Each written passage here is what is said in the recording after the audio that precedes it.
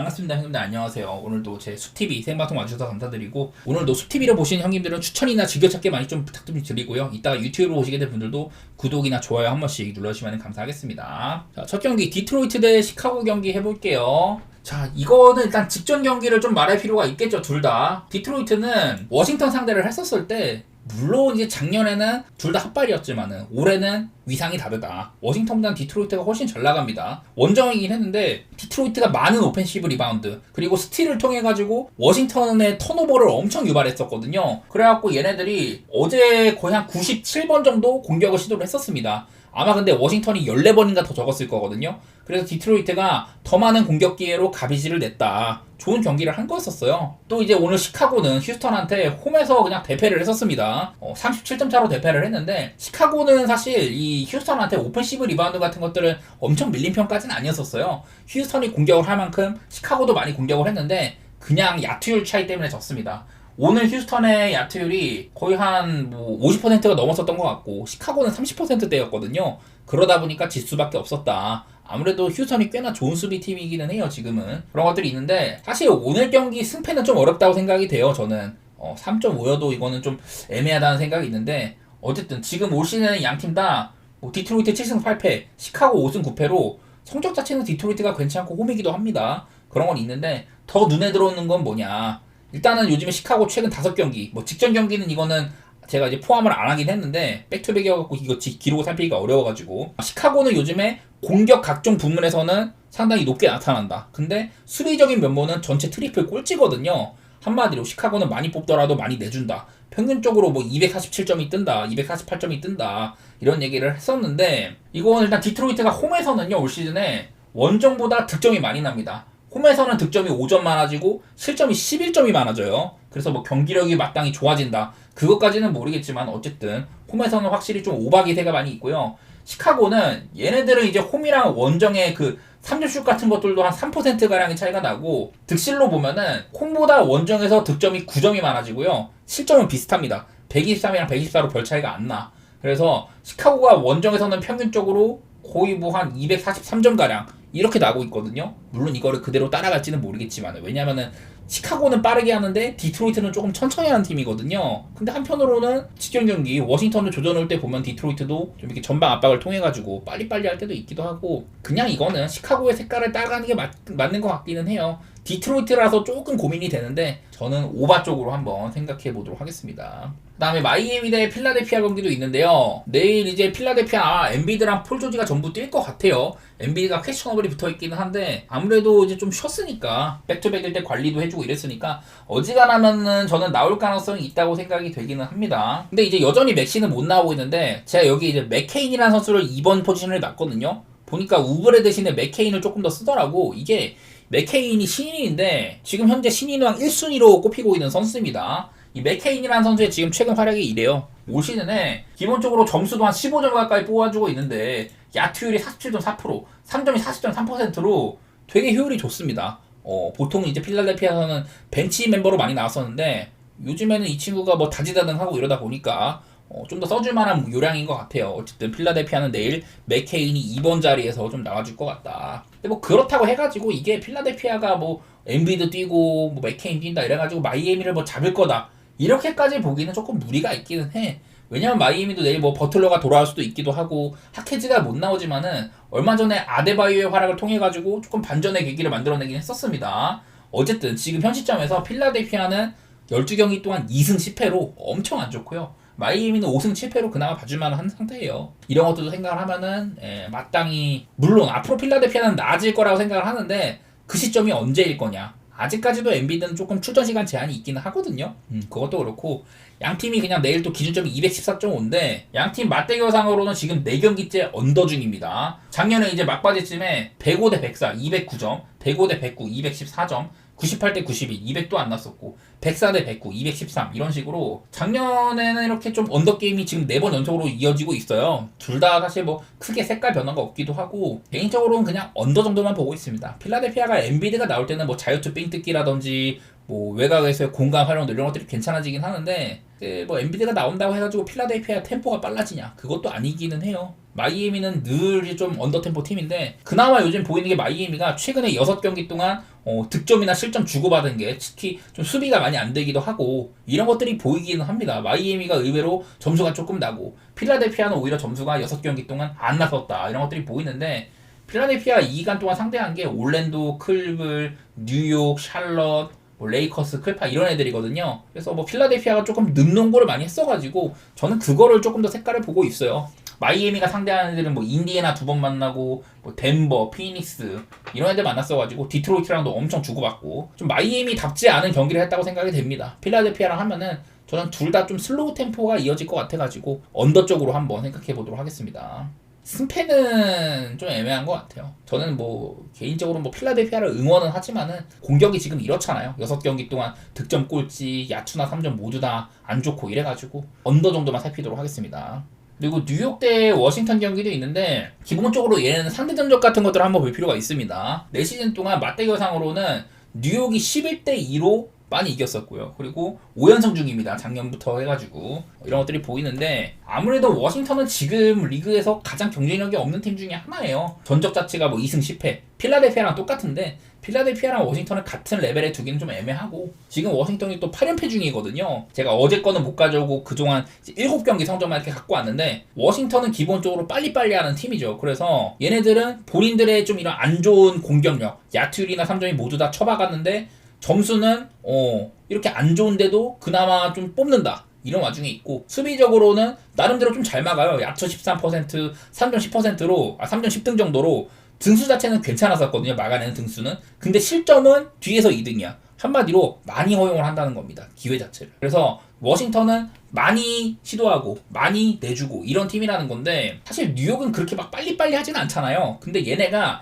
최근에 6경기 동안에는 뉴욕도 점수가 엄청 많이 납니다. 브루클린이랑 2번 싸우고 시카고, 필라델피아, 인디애나, 미러키 이런 팀들이랑 싸웠었어요. 애틀랜타도 있고. 근데 뉴욕이 보니까 평균적으로 230점이 난다. 이거는 시카고나 브루클린이랑 만났을 때 120점 넘는 게임, 인디애나랑도 그렇고 뉴욕답지 않은 경기를 했기 때문인 건 있는데 아무래도 워싱턴은 그게 제일 기억나죠. 직전 경기 때 디트한테 오펜 밀리고 턴오버 많이 당하고 이래가지고 필드골 시도가 14개나 적었었다. 그래가지고 기회 자체를 많이 못 가져갔었어요. 지금 이제 양 팀의 좀 구성상으로 보면은 워싱턴이 이제 알렉사르가 있지만 이 친구가 좀 몸빵이 조금 부족해요. 그래서 발렌슈나 쓸 때도 많이 있긴 한데 알렉사르나 쿠즈마 둘 다 사실 외곽도 던질 줄 알고 인사이드도 조금 비비는 애들이긴 하지만은 워싱턴은 보통 좀 이제 외곽에서 좀 바깥쪽에서 이런 슬래셔들이 많이 좀 해주는 팀이거든요. 근데 뉴욕은 타운스 빼고는 수비를 전부 다 잘해. 브런스는 약하지만 어쨌든 미칼, 하트, 아누노비 얘네들이 수비가 아주 뛰어나잖아요. 그러다 보니까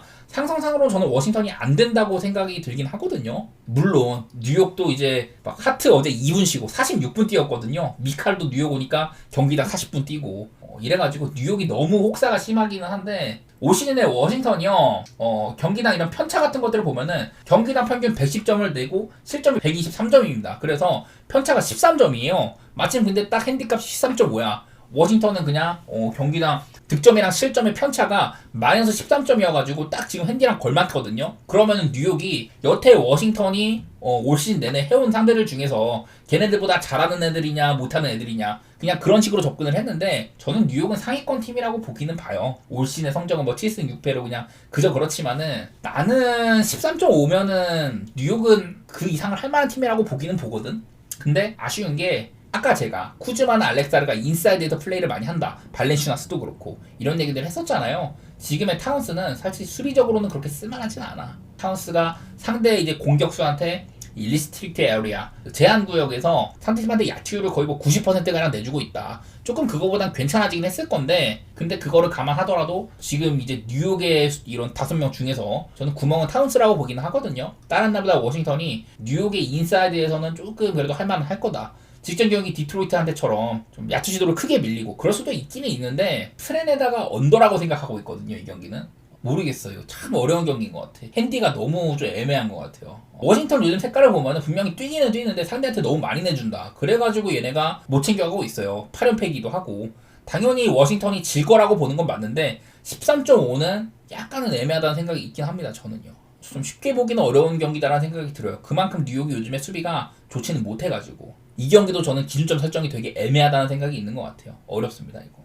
다음 경기 토론토 대 인디애나 한번 말씀드리면은 자, 뭐 둘 다 사실 올 시즌에 잘하고 있지는 못하죠. 그리고 엄밀히 말하면 인디애나의 시약함. 작년에 토론토에서 뛰다가 토론토가 선수들을 많이 팔면서 뭐 보낸 선수입니다. 이런 관계가 있는데 자, 직전 경기 토론토가 보스턴 상대로 되게 잘했었잖아요. 123대 126으로 석패를 하긴 했었는데 그날 이제 알 호포드가 이런 인터뷰를 했었습니다. 본인들이 이제 토론토한테 고전을 했던 거는 페인트 존에서 너무 많은 기회를 줬다. 그날 토론토가 보스턴의 페인트 존에서 76득점을 했었거든요. 그러니까 외곽보다는 이날 뭐 외곽도 23개밖에 안 쏘고 9개가 들어가긴 했는데 외곽보다는 인사이드 시도를 엄청 많이 했었어요. 그래서 76득점이나 하고 이랬었는데요. 그래서 보스턴은 현재 인사이드 공략 조금 할만한 팀이라는 소린데 과연 인디애나는 어떠냐. 보스턴이 지금 리그에서 페인트존 실점이 한 20등 정도 됩니다. 근데 인디애나는 페인트존이 아니라 오피트 이내 야투 방어율, 그게 인디애나는 12등이거든요. 그러니까 보스턴보다는 인사이드가 조금 빡빡하다는 소리기는 해요. 여기는 마일즈 터너도 블락샷 잘 찍는 친구고 시아캄도 수비가 나쁜 애는 아니죠. 원래 이제 3번 자리에 벤 셰퍼드였는데 벤 셰퍼드 대신에 저레이스 워커를 씁니다. 이러면서 몸빵 같은 것들도 내일은 조금 빡셀만도 하고 인디애나도 지금 보면은 이 센터진에 와이즈먼도 빠졌었고 아이지아 잭슨 이런 애들 빠지면서 인디애나가 사실은 지금 인사이드에 약간 좀 빈 감이 있기는 해요. 대신에 뭐 오비 토핀이 있기는 하고 여전히. 그래서 여전히 뭐 인디애나의 길쭉이나 몸빵 좋은 이런 애들이 많이 있다는 소리인데 토론토가 아무래도 저번에 보스턴전처럼 인디애나 인사이드를 그렇게 쉽게 공략하지는 못할 거다. 그런 생각이 들기는 하네요. 저는요. 하지만 어디까지나 이것도 토론토가 지금 7연패고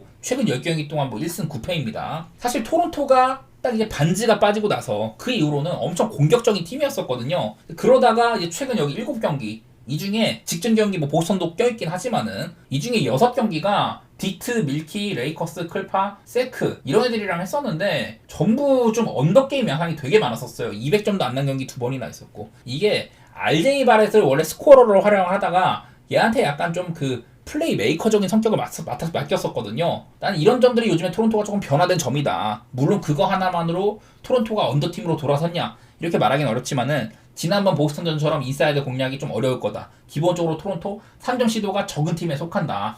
이런 것들 생각하면은 코트 내외적으로 좀 빡빡할 것 같건 하거든요. 물론 그냥 표면적으로 봤을 때 인디애나도 되게 뛰는 팀이고 토론토도 어느 정도의 점수를 뽑아준다 이런 것들이 있지만은 요즘에 인디애나도 점수가 작년 같진 않아요. 여러 차례 시약함이 영입되고 나서는 인디애나도 조금 그 밸런스를 택하는 이런 노선을 취했었고 작년에 그것발로 동부 컴파까지 갔었는데 올해는 뭐 할리버튼의 부진도 그렇고 전반적인 팀 색깔이 별로야. 그래갖고 성적도 약간은 좀 별론 거 그런 게 있는데 어쨌든 인디애나는요 얘네들도 그 원정으로 가면은 홈보다도 지금 득점이 거의 한 14점이 줄어들거든요. 7점도 5점 줄어들고 홈에서는 평균적으로 240점이 나는데 원정에서는 인디애나가 221점 이렇게 납니다.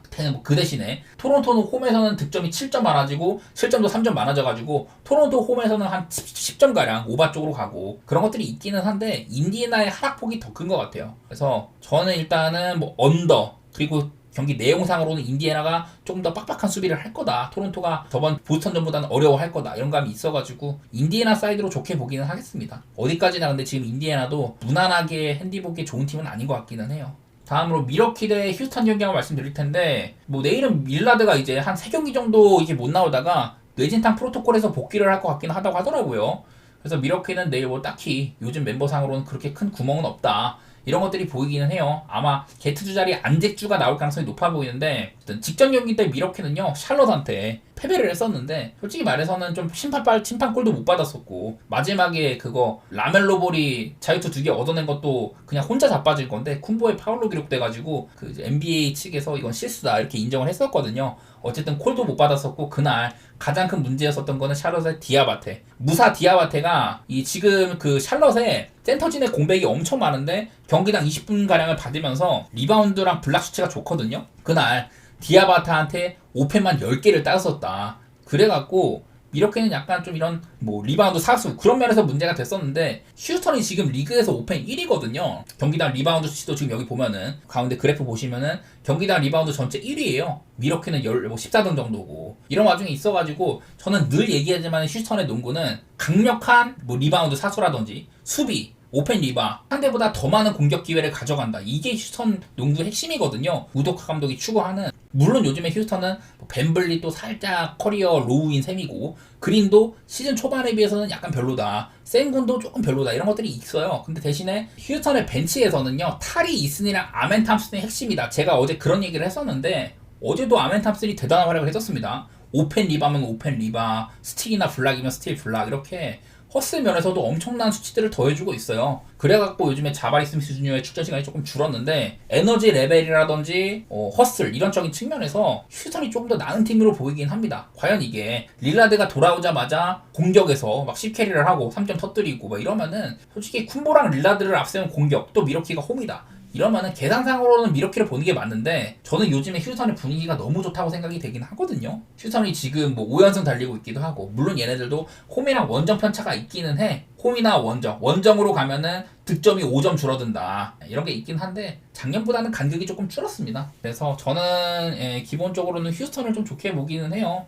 또 뭐 휴스턴이 프렌이라는 것도 나름대로 좀 괜찮은 것 같기도 하고 언더오버는 릴라드가 왔으니까 그래도 미러키의 오버가 편해졌다? 최근에 이런 좀 모습 같은 것도 보면은 미러키 5경기, 휴스턴 7경기 동안 휴스턴이 지금 거의 뭐 수비적으로는 뭐 1순위입니다. 이 정도인데 공격도 막 아주 못하지는 않아요. 대신에 미러키는 공수 양면에서 특히 수비는 조금 좋아졌는데 공격은 여전히 좀 맥을 못 추고 있다 이런 게 있지만은 릴라드가 있는 미러키라면은 저는 휴스턴이 공격을 하기 조금 편해 보이긴 합니다. 릴라드는 그냥 스크린에도 가려지고 대인마크도 별로고 그런 선수여가지고 휴스턴이 조금 더 편할 것 같기는 해요. 저는 휴스턴 사이드에다가 오바 이렇게 보도록 하겠습니다. 그리고 피닉스 대 올랜도 경기 해볼 텐데 야 이게 피닉스가 직전 경기 때 많이 바뀌었었죠. 원래 제가 이런 것들 많이 보여드렸던 것 같아. 피닉스는 지금 듀란트랑 빌이 빠져있다.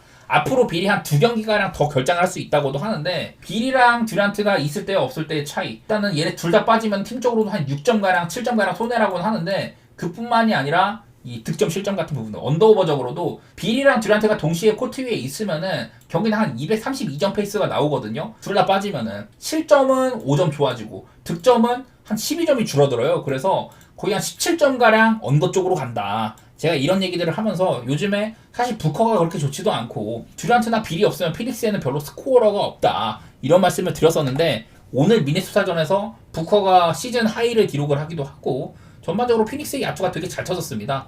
오늘 되게 이례적으로 피닉스가 야투를 아마 55% 가까이 되고 3점이 46%인가 그랬거든요. 그런 경기를 하면은 빠그라질 수밖에 없기는 해. 그런 와중에 있고요 피닉스는. 근데 반대로 이제 올랜도는 내일 또 원정이거든요. 그동안 여기 밑에 보시면 올랜도가 올 시즌 홈에서는 오전 전승이에요. 근데 원정은 1승 6패다. 괄호 안에 있는 건 뭐냐면은 이 홈에서는 득점이나 실점의 마진이 플러스 17인데 원정에서는 마이너스 7.7입니다. 이런 식으로 올랜도는 홈이랑 원정 편차가 너무 심한 팀이거든요. 그래서 얘네가 저번에 원정에서 5연패 막 하다가 원정에서 6연패인가 하다가 홈으로 왔더니 홈으로 오자마자 5연승 했어. 이 스쿼드로도. 지금 올랜도가 벤케르도 없고 웬카주도 없고 공백이 좀 많은 편이잖아요. 근데 사실 지금 실상이 좀 이렇습니다. 아래에 있는 거는 그 전에 라인업, 올 시즌 초반의 라인업인데 뭐 석스, KCP, 바그너, 벤케로, 웬카주 올랜도의 원래 베스트 라인업인데 이때가 net 레이팅이 마이너스 6.9거든요. 근데 지금 라인업 여기다 뭐 다실바라든지 비타제 이런 애들이 더해진 라인업이 오히려 더 net 레이팅이 좋아져요. 득점도 3점 많아지고 실점도 한 3점가량 더 줄어든다 이런 식으로. 물론 이거는 올랜도가 홈발을 크게 받아서 그런 것도 있지만은 어쨌든 그렇게 나쁘게 찍히지는 않는다는 거거든요. 밸런스상으로는 오히려 이 라인업이 낫다 약간 이런 식으로 얘기를 할 수도 있는데 어쨌든 이거는 올랜도가 홈에서만 하다가 원정으로 가니까 그게 제일 큰 변수인 것 같아요. 피닉스 얘네들도 그동안 점수 엄청 못 내다가 바로 직전 미네소타는 갑자기 술술 잘 풀리더라. 솔직히 말해서 이유는 잘 모르겠어요. 이거는 뭐 미네소타나 피닉스나 많이 주고받고 제가 오늘도 축구 보면서 옆에다 경기를 틀어놓고 봤는데 난 왜냐면 언더가스니까. 근데 피닉스 색깔이 보니까 너무 야투가 잘 터져가지고 와 이건 안 되겠다 그냥 그런 느낌밖에 안 났었거든요. 그냥 지금 올랜도는 홈이고 원정이고 안에 기본적으로 언더팀입니다. 최근에 올랜도가 이거 전부 다 홈정적인데 홈에서 5경기 동안 수비가 거의 뭐 트리플 1등 수준이죠. 3점만 조금 이제 아쉬운 거 말고는 야투 방어나 점수 내준 거 90점도 안 내줬습니다. 평균적으로. 대신에 공격은 여전히 안 된다. 3점 안 터지고 있고 이런 와중에 있어가지고 올랜도가 분명히 홈보다는 경기력은 안 좋아질 텐데 여전히 언더팀의 색깔은 있다고 생각이 돼요. 저는 그냥 언더 정도만 좀 생각을 하고 있고 경기의 향방은 정말 어려운 것 같습니다. 보통은 근데 피닉스를 보고 싶은데 빌이랑 듀란트가 없는데 피닉스가 그렇게 쉽게 이길까? 올랜도? 이 새끼들 요즘에 5연승 했는데 그건 전부 홈이었다. 올 시즌 원정 첫 경기 이긴 뒤로 그 다음에 6연패다 이러고 있어가지고 참 향방이 어려운 것 같아요. 저는 그냥 언더 정도만 한번 생각해 보도록 하겠습니다. 그리고 세크라멘토 대 애틀랜타 경기. 자, 세크라멘토 지금 큰 문제가 있죠. 팀에 지금 이제 드로잔도 없고 사보니스도 없어. 내일 이제 사보니스도 다우프리거든요. 저번 경기 때 등 쪽에 문제가 있다가지고 갑자기 결장을 했는데 드로잔은 계속해서 못 나오고 있습니다. 자, 세크라멘토는 그래서 지금 팍스밖에 인재가 없는데 지난 이제 세크라멘토의 두 경기를 생각을 해보면은 미네소타랑 유타전에 이 팍스가 혼자 60점이랑 49점을 넣었어요. 확실히 이 팀에 다른 도와줄 선수가 없을 때는 팍스가 나타난다. 이게 팍스가 두 경기 동안 109점을 기록을 한 게 그 두 경기 기준으로 팍스보다 연달아서 이렇게 두 경기 동안 많은 득점을 한 선수가 코비 브라이언트랑 윌트 체인벌린밖에 없대. 그 정도로 영웅 모드를 해야 될 때는 히어로 볼을 제대로 해주고 있다. 그런 것들이 보이긴 하거든요. 내일 상대하는 애틀랜타도 사실 뭐 물론 다니엘스 같은 지금 뭐 DPOY 거의 뭐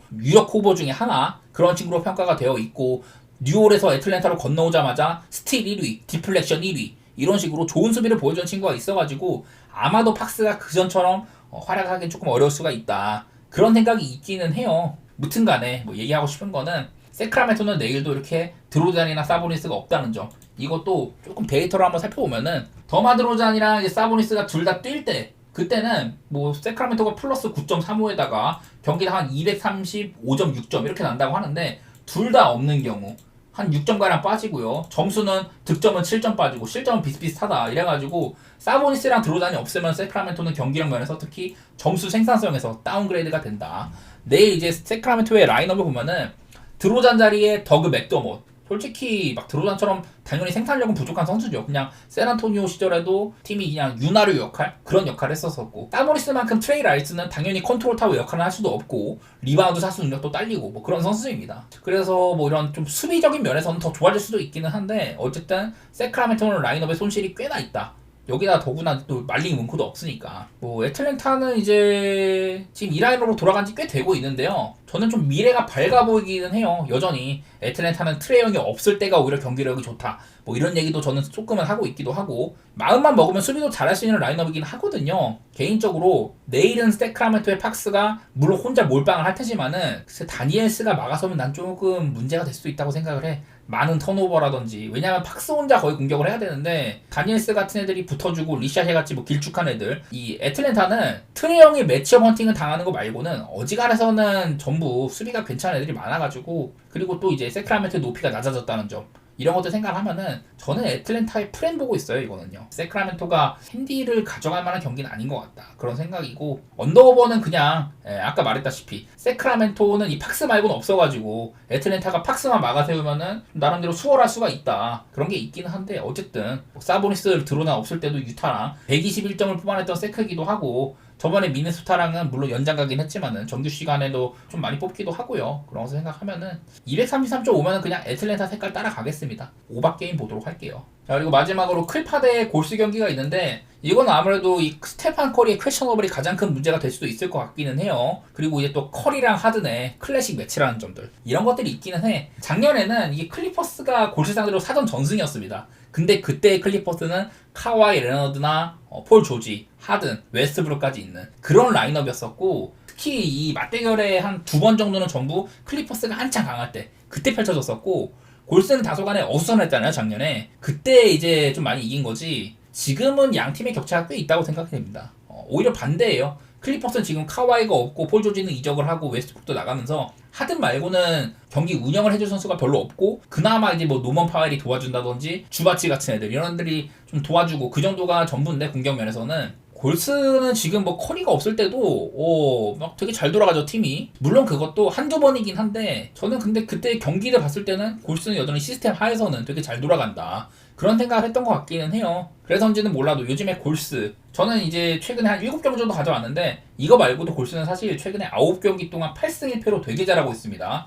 클리블랜드한테 클리블랜드 야투가 그냥 초반부터 대폭발을 해가지고 40점 차 밀리고 그랬던 경기 말고는 남은 경기들은 전부 다 잘했었어요 골스가. 그래서 뭐 득점도 그렇고 그러니까 공격 수비 모두 다 괜찮다는 거야. 그나마 수비에서 점수를 조금 많이 줬다 이런 것들이 있기는 해. 근데 클리블랜드전 136실점이 많이 좀 소모가 된 것도 있고 그동안 멤피스, 댈러스, 오클, 보스턴, 휴스턴, 워싱턴 이런 애들을 상대를 한지라 이 7경기 동안 상대가 워낙에 빡셌었거든요. 골스는요. 멤피스, 댈러스, 오클, 클블, 보스턴, 휴지. 워싱턴 말고는 전부 5할 승률 이상일 거예요.